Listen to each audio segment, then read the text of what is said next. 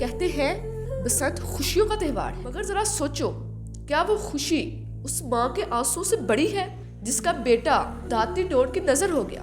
हर साल बसंत के नाम पर कितनी जानें जाती हैं, कितने ही घर उजड़ जाते हैं और हम उसे तफरीह कहकर आगे गुजर जाते हैं।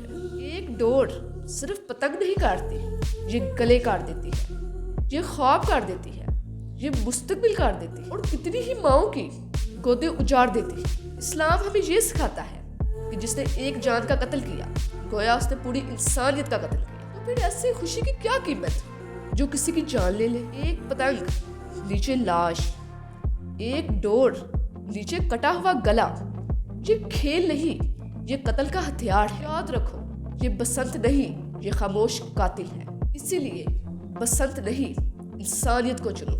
फैसला आपका है, पतंग या इंसान।